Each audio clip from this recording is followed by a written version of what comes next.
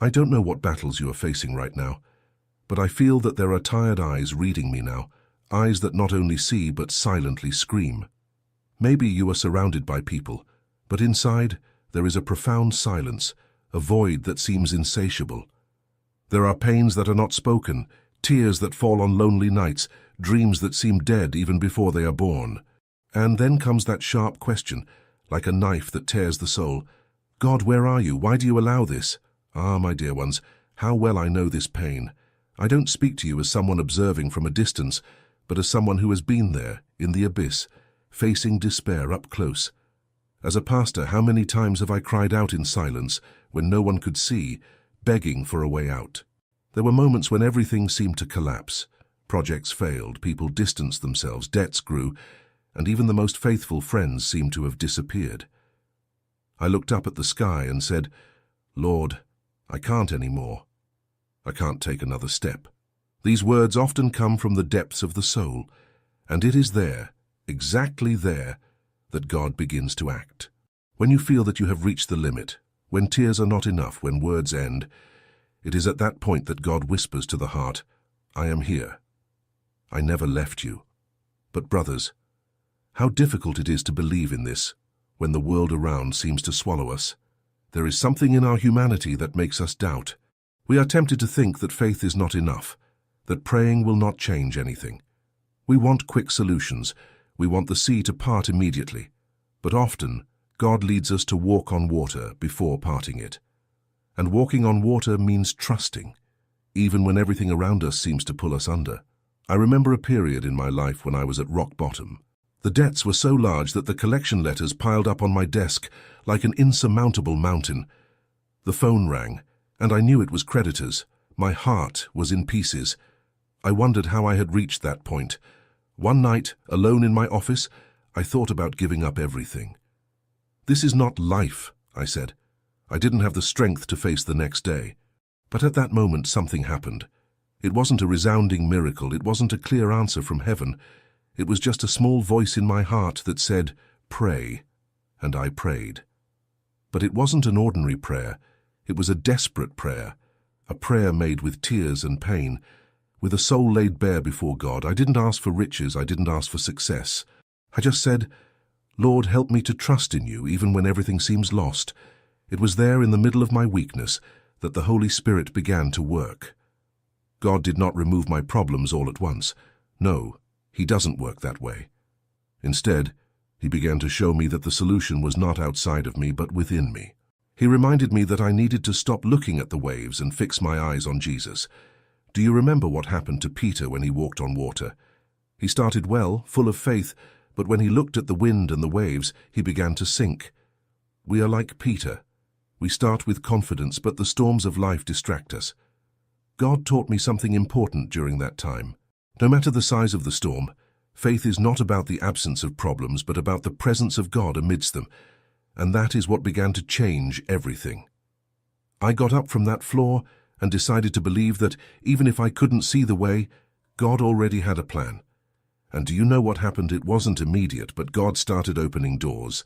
People whom I never imagined began to help. Church members united in prayer and fasting. Even strangers appeared to contribute. It was as if God was using each of them to remind me that I was never alone. But don't think it was easy. There were days when I doubted. There were moments when I wanted to give up again. And this is where I want to get to, my brothers. Faith is not something we feel all the time. It's not something that comes naturally. It's a choice. It's deciding to believe, even when circumstances say otherwise. It's saying, God, I trust you with tears in your eyes and a broken heart. Today, I want to ask you, what is preventing you from trusting God? What is the burden you carry? Is it an illness? A debt? A marriage that is falling apart? Or perhaps you are dealing with something even deeper, a loneliness that corrodes the soul, a feeling of worthlessness, a void that nothing seems to fill. Whatever it is, know that God sees, He knows, and He cares. But here is the truth that we often don't want to hear. God will not solve your problems the way you expect. He is not a genie in a bottle, simply granting our wishes.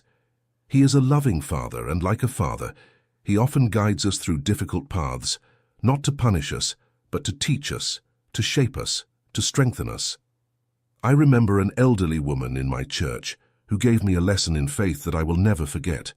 She was poor, lived with the help of others, and yet one day she came to me with an old bowl, 2 sticks and a spoon. She said, "Pastor, this is all I have, but I want to give it to God." I refused to accept it. How could I take the little she had? But she insisted with tears in her eyes, saying, "If this can help God's work, please accept it." I finally accepted, and that small gesture triggered something miraculous. People began to donate what they had, not because they had much, but because they wanted to trust in God. My brothers and sisters, God doesn't need what we have, but He desires our hearts. He wants us to give Him everything, even our fears, our doubts, our failures. Because it's when we surrender that He begins to work. So today I want to challenge you. I want to invite you to go to God just as you are, with your pain, your doubts, your struggles. Don't try to hide anything. He already knows. Just open your heart and say, "Lord, I can't do this alone. I need you," and trust that He is faithful. He doesn't promise to deliver us from every storm, but He promises to be with us in each one of them. And that, my dear ones, is all we need. I feel in my heart that many of you reading this now are in the middle of a storm. You are adrift, with the boat of your life being shaken by waves of unemployment, debt, illness, loneliness, fear. It seems that everything is conspiring against you. You cry out to God and only hear silence. You question if He really cares. And I want to tell you something with all the love of God. He cares. He hears every cry. He sees every tear. He knows every thought that you haven't had the courage to share with anyone. What we need to understand is that God does not operate within the limits of what we deem possible. He is the God of the impossible. But listen well, the impossible is not comfortable. It is unsettling. It is frightening. It is like walking in the dark, seeing nothing ahead, trusting only that the ground will be there when you take the next step. This journey requires something that most of the time we try to avoid: total dependence on God. It is a faith that goes beyond what our eyes can see, beyond what logic allows, beyond what the world teaches us. When I was in that cold, unfinished apartment, with debts suffocating me and shame trying to crush me, there was a moment when I thought there was no way out. Maybe you have felt that too, that deep despair that says, "This is the end." But I want you to know that for God, what seems like the end is just the beginning. Jesus Himself faced something similar. In the Garden of Gethsemane, He fell on His face, anguished, and prayed, "My Father, if it is possible, may this cup be taken from me, yet not as I will, but as you will." Matthew 26:39. He knew the cross was ahead, but He also knew that the resurrection would come. And just as Jesus had to go through the cross to get to the resurrection, we also face our own crosses. They come in different forms for each of us. For some, it is a devastating loss. For others, it is a broken dream. For others still, it is an internal struggle that no one else can see. But what I want you to understand is that even in the midst of your pain, God is working. He is shaping you, strengthening you, preparing you for something greater. I learned this the hard way. When problems started piling up like mountains before me, everything inside me wanted to give up. I would say to God, "Why me? Why do you allow this? I have served you with such fervor, and now I am here humiliated with no way out." But God was not silent. He was teaching. He was showing me that true faith is not built on good days, but on bad days. It is not when everything is going well that we learn to trust in Him, but when everything is falling apart. I remember one night, during that difficult period, when I prayed in a different way. I did not ask God to take the problems away. I did not ask Him to open the doors immediately. I just asked for His presence. I said, "Lord, if you are with me, I can face anything. Do not remove the mountains. Give me the strength to climb them." And gradually I began to see God's hand moving, but do not think it was easy. God began to teach me lessons that were hard but necessary. He showed me that many times we cling to things that prevent us from moving forward. It could be our pride, our fear, our need for control. He led me to let go of all of that, to give up what I thought was essential, so that He could do something new. And that, my brothers, is what He wants to do in your life too. He wants to do something new. But for that to happen, You need to be willing to let go of what is holding you back in the past. I began to see this transformation not only in my life but in the life of my church. When the Save Our Pastor movement started, it was not just a response to my need, it was a revival. People who were lukewarm in their faith began to rise up. Young people began to seek God with passion. Entire families united in prayer. What seemed to be a crisis with no way out became the catalyst for a revival. And here is the truth that I want you to understand. God uses what is broken. He uses our weaknesses, our failures, our moments of despair. He transforms what seemed to be a defeat into a victory. But this only happens when we surrender everything to Him. Not just the beautiful parts of our lives, but also the parts we want to hide. He wants your pain, your doubts, your fears, because it is in these areas that He can show His power. There was a time when a very simple lady, who hardly had enough to live on, brought everything she had to contribute to God's work. It wasn't a large sum of money. It was just an old bowl, 2 sticks, and a spoon. But it was her heart that moved heaven. She didn't give because she had much. She gave because she trusted in God. And by doing so, she became a living testimony that faith doesn't depend on what we have, but on who God is. I know that many of you are thinking, but I have nothing to offer. I am empty, broken. And I want to tell you that this is exactly what God wants. He doesn't need your money, your skills, your success. He wants your heart. He wants you exactly as you are, with all your imperfections. Because when you surrender to Him, He does something extraordinary. And just as God turned my crisis into a testimony, He can do the same for you. But here is the secret: you need to trust Him. And this trust is not something you feel. It's a decision. It's saying, Lord, I don't understand what's happening, but I choose to trust. I choose to believe that you are good, even when everything around me seems to be falling apart. When you do this, something begins to change. Maybe the circumstances don't change immediately, but what changes is you. Your perspective changes, your faith grows. And little by little, you start to see the hand of God moving in ways you never could have imagined. My dear ones, I want you to know that God has not finished with you. He has not forgotten you. He is working even if you can't see it. And I know that in due time you will see the fruit of your faith. You will see that even in the strongest storms, God was there, holding you, guiding you, shaping you.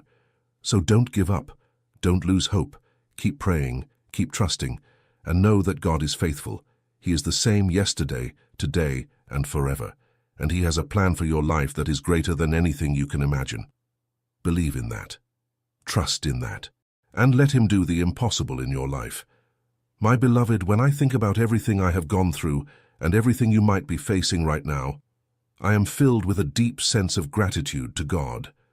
Not because the difficulties are easy to bear, but because it is through them that we experience the Lord's faithfulness more intensely. At times in the midst of suffering, we can't understand what God is doing. It feels like He is distant, that He doesn't hear, that He doesn't respond.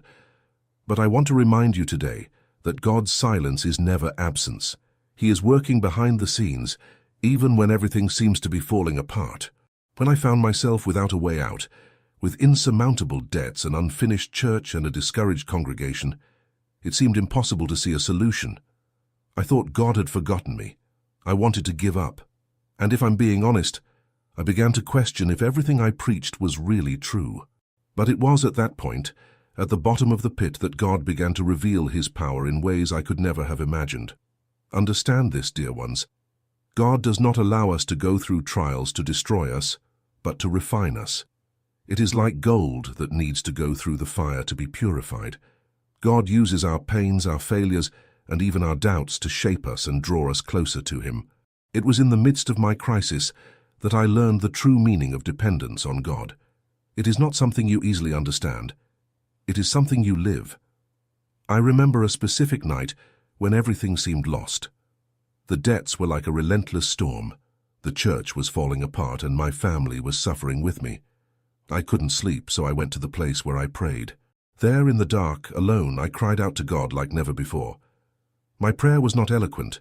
It wasn't filled with beautiful words. It was raw, full of tears and despair.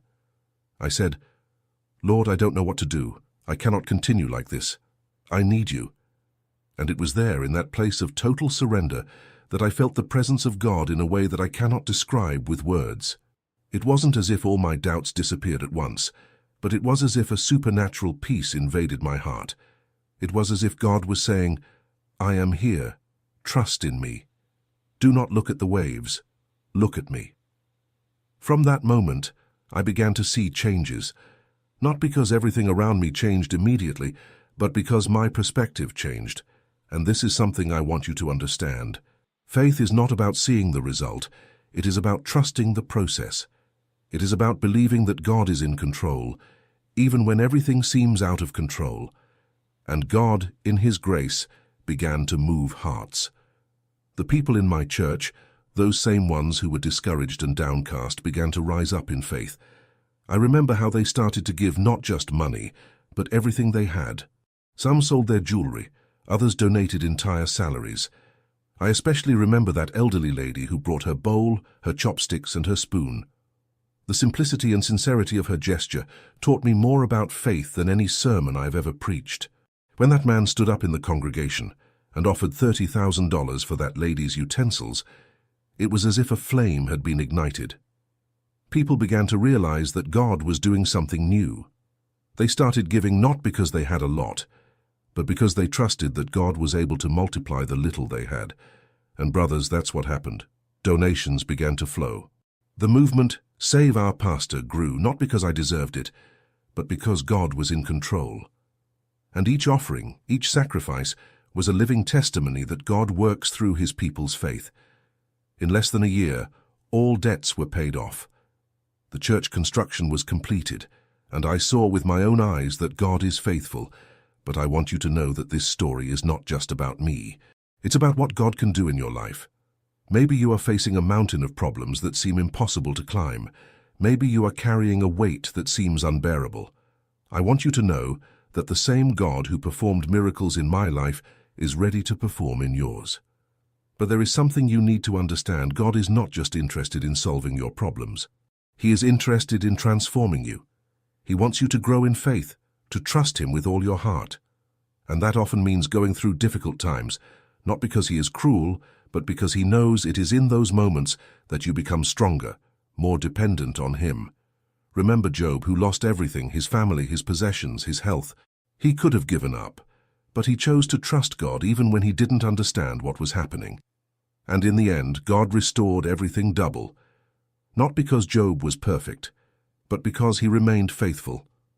And this is the message I want to leave with you today. Remain faithful. No matter what is happening around you, no matter the size of the storm, no matter how dark the path seems. God is faithful, and He is with you. He will never abandon you. So rise up, call out to God. Give everything to Him, your pain, your doubts, your failures, and trust that He is working even when you don't see it. And in due time, you will see the fruit of your faith. You will see that the mountains that seemed insurmountable have been removed. You will see that God is able to do infinitely more than you can ask or imagine. And when that day comes, you will know that it was not by your strength, but by the grace and power of God. You will look back and see that every tear, every prayer, every moment of struggle was worth it, because God never fails. He is the same yesterday, today, and forever, and He is worthy of all our trust. When I think about all this, my beloved, I am struck by a deep conviction that God never loses control. No matter how great the storm, how fierce the wind, or how impossible the path seems, God is still sovereign. And He is not only in control of the universe, He is in control of your life. What we need to understand is that He does not act according to our logic, but according to His eternal purpose. And often, what seems like a disaster is actually the beginning of something extraordinary. After God began to move the hearts in my church, bringing people to pray and fast, He did not just respond to our financial needs, He did much more. He renewed us. He rekindled the faith that was almost extinguished. He turned despair into testimony. And do you know what is most interesting? God did not use the rich and powerful to accomplish this. He used simple people. He used that elderly lady with her bowl and chopsticks. He used young people who gave up their salaries. He used family men who sold what they valued. And this taught me something powerful. God uses what is small, what seems insignificant, to accomplish His great purpose. I remember one night looking at the church still under construction. It was winter, and the cold cut like a blade. We had no heating, and the space was little more than a concrete skeleton. But there, in that seemingly unfinished place, there were hundreds of people kneeling in prayer. Some were crying, others were singing, but all were seeking God with their hearts. And it was there that I realized something I have never forgotten. The true church is not made of walls or bricks. It is made of people. People who trust in God. People who unite in faith. People who, even in the midst of pain, choose to worship. It was there that I understood what God was doing. He wasn't just building a physical church. He was building a spiritual church. He was shaping a people for himself. And that gave me a new perspective. I realized that my role as a pastor was not just to lead, but to inspire. Not just to teach, but to walk alongside God's people even in difficulties. The journey was not easy, but every step was a testimony of God's faithfulness. When we finally managed to finish the church construction and pay off all the debts, it wasn't just a financial victory. It was a spiritual victory. It was a reminder that God is able. He is able to turn impossibilities into opportunities. He is able to turn tears into laughter. He is able to transform what seemed to be a defeat into a victory that glorifies His name. And my dear ones, I want you to know that the same God who operated in my life is operating in yours.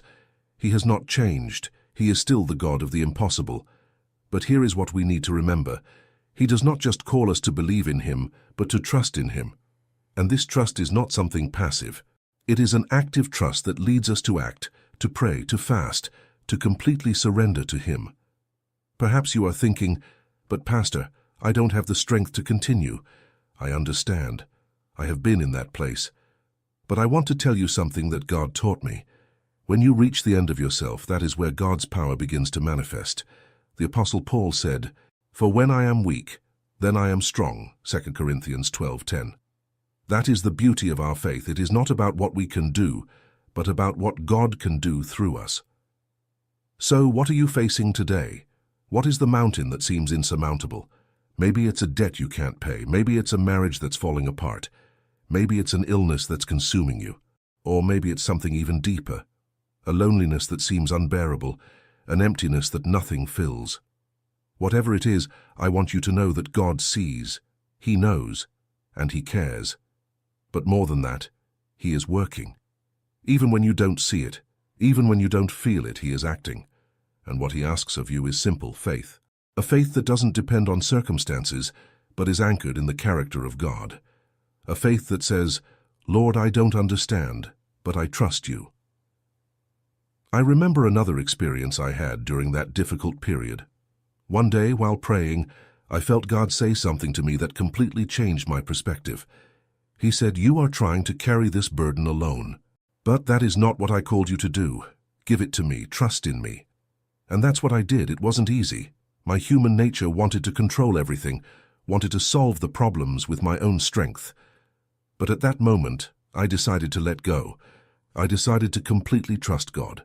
And that's when everything began to change. That's what I want to encourage you to do today. No matter what you're facing, give it to God. Trust Him. Don't try to solve everything with your own strength. Let Him carry the weight. Let Him do what only He can do. And while you trust, keep praying. Keep seeking. Don't give up, because God has not given up on you. He is with you even in the darkest nights, and He is preparing something greater than you can imagine. I want to conclude with one final reflection. When we look at the life of Jesus, we see that He did not promise a life without troubles. He said, "In this world you will have trouble, but take heart, I have overcome the world." John 16:33. This means that although we face challenges, we do not have to face them alone. We have a Savior who has already overcome. And because He overcame, we can also overcome. So rise up. No matter how difficult the path is, no matter how heavy the burden is, remember that God is with you. He will never abandon you. He is faithful, and He will fulfill every promise He has made. May the Lord strengthen you, renew you, and lead you to victory. And may you, as you look back, see that every tear, every prayer, every step of faith was worth it. Because God is worthy of all our trust and all our worship. Share this blessed video so it can touch and help others like you and me. Want to delve even deeper into faith and prayer? Download our exclusive ebook on how to strengthen your spirituality today. The link is in the comments below. Don't forget to click the subscribe button if you haven't already. Thank you from the bottom of my heart for being part of our faith community. If you want to support our channel a little more, consider becoming a member of our channel. Here are 2 more videos so you can continue your spiritual search and growth in faith. Thank you and may God bless you all. See you soon.